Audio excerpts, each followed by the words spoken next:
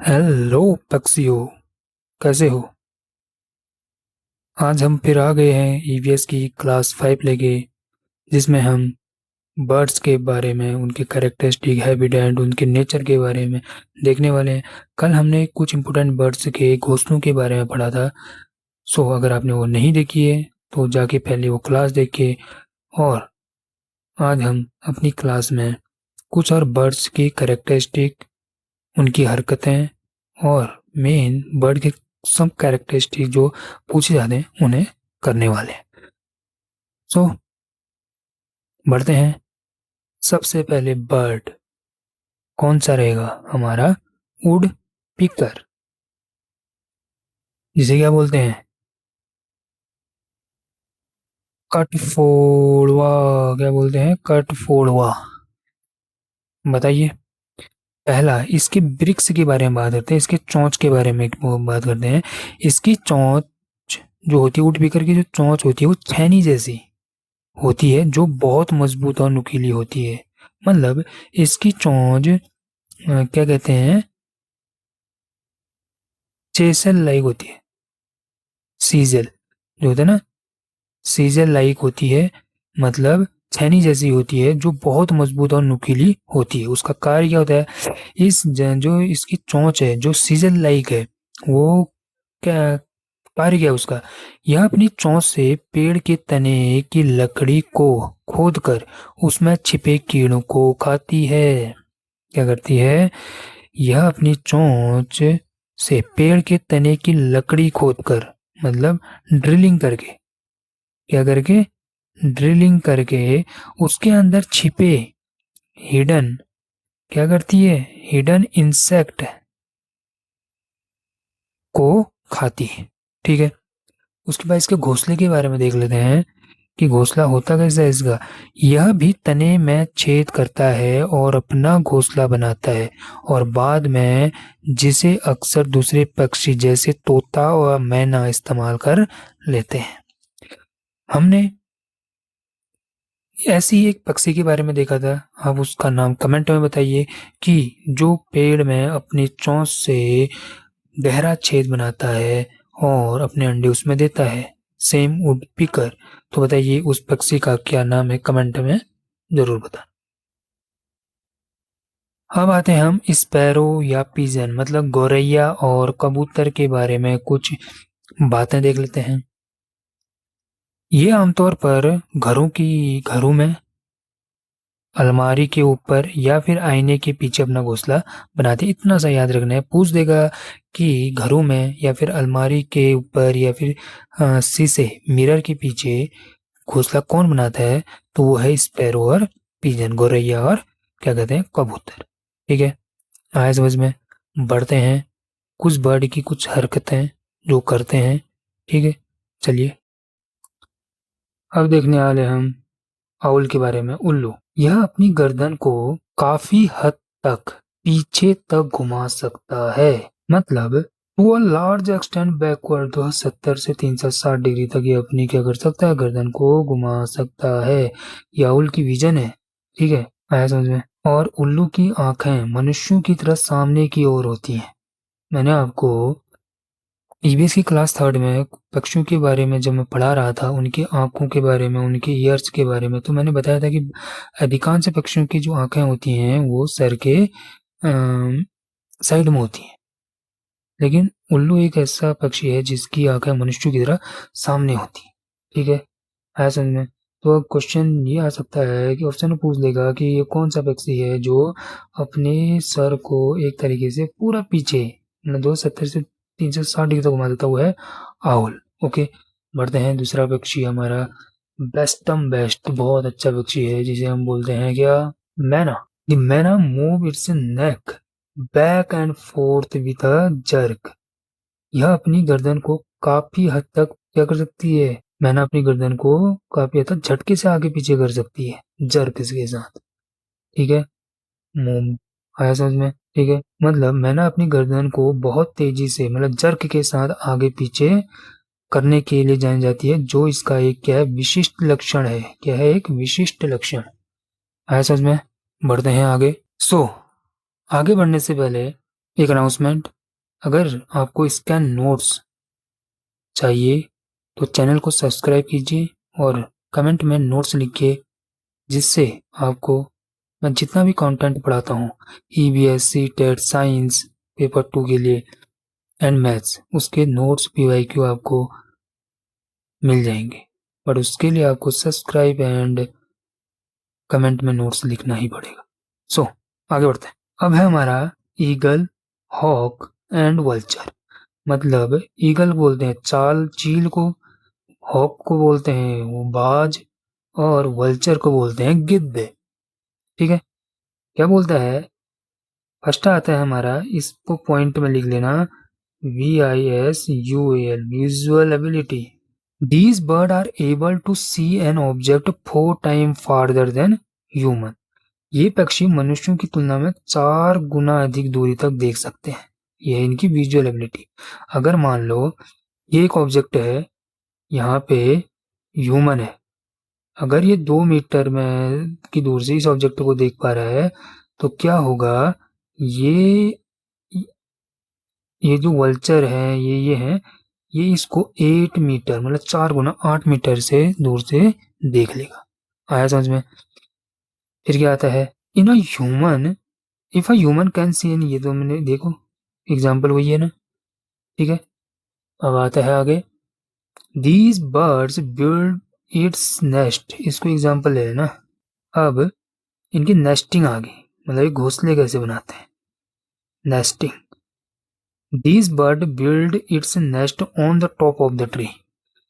एक और पक्षी के बारे में मैंने बताया था जो अपना घोंसला पेड़ के सबसे ऊंची टहनी पर बनाता है, उस पक्षी का नाम आप कमेंट में बताइए। और ये पक्षी भी अपनी जो घोंसला है वो कहाँ बनाते हैं? टॉप ऑफ द ट्री में बनाया जाता है, घोंसला पेड़ की सबसे ऊंची चोटी पर बनाते हैं।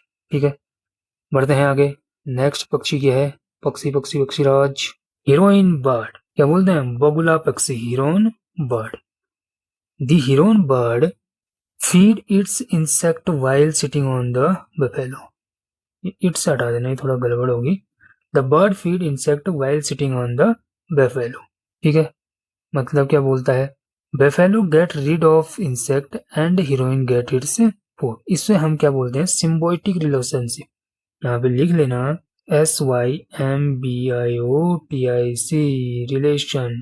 ठीक है, there is a symbiotic relationship between Heron पक्षी and buffalo, both organism benefit from each other. दोनों को एक दूसरे से बेनिफिट इसमें मिलता है।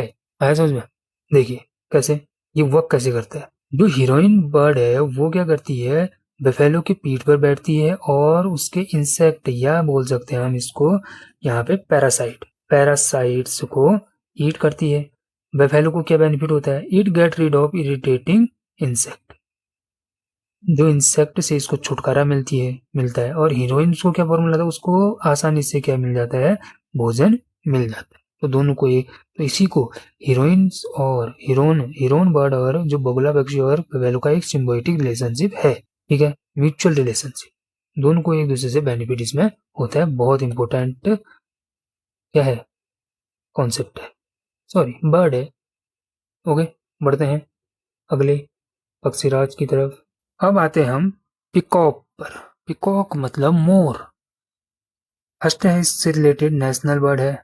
क्या है? पिकॉक हमारा क्या है? इंडिया का नेशनल बर्ड है।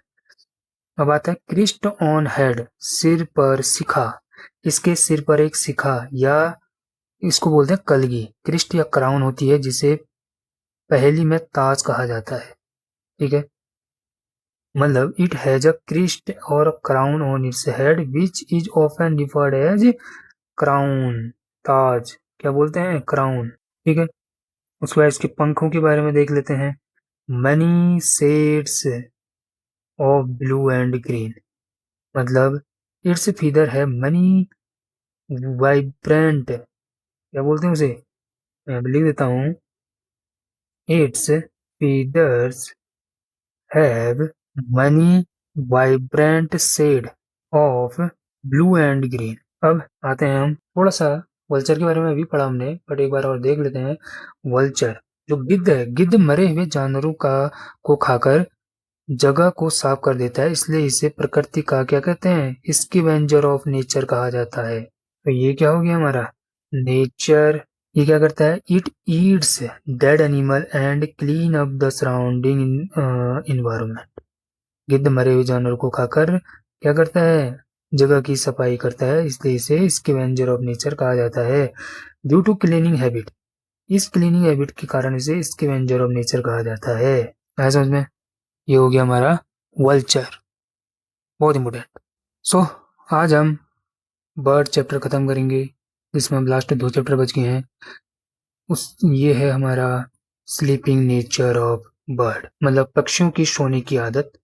पक्षी एक ही समय पर सो भी सकते हैं और खुद को पेड़ से गिरने से बचा भी सकते हैं, क्योंकि उनके पंजों की पकड़ बहुत मजबूत होती है। क्या बोलता है, birds can sleep while standing और sitting because their feet lock firmly in onto tree branches। वो कस के पकड़ लेते हैं। दिस लॉकिंग मैकेनिज्म उन्हें बचाती है, प्रिवेंट करती है them from falling off even when they are in sleep. बचाती है, जब वो सो भी रहे हो तब भी बचाती है। The grip of their clause, या पंजे बोलते हैं, क्लॉ बोलते हैं, क्लॉ मतलब पंजे, इज एक्सट्रीमली स्ट्रॉन्ग, वो बहुत मजबूत होती है। तो पक्षी एक ही समय में सो भी सकते हैं और खुद को पेड़ से गिरने से बचा भी सकते हैं, क्योंकि उनके पंजे, जिसे हम बोलते हैं क्लॉज, की पकड़ बहुत मजबूत होती है। ये इनका स्लीपिंग नेचर हो गया। अब migration of birds, migration of birds जिसको बोलते हैं पक्षियों का प्रवास। कुछ पक्षी जैसे फ्लेमिंगो ठंड से बचने के लिए हजारों किलोमीटर उड़कर दूसरे देशों जैसे भारत में आते हैं। Many birds travel thousands of kilometers from cold countries to other countries or regions. They migrate primarily to survive extreme winter, find food and breed. Example, ये एक एग्जाम्पल है माइग्रेशन का, ठीक है। क्या, जैसे bird like Siberian crane travel thousand of kilometre to reach India during winter, जिसे हम फ्लेमिंगो कहते हैं। इसको बोला जाता है, साइबेरिया से भारत में आती है विंटर्स में। साइबेरियन क्रेन क्या बोलते हैं, साइबेरियन क्रेन फ्लेमिंगो ठंड से बचने के लिए कहाँ क्या आती है, भारत में आती है। ठीक है, बहुत ज्यादा किलोमीटर का रास्ता तय करके।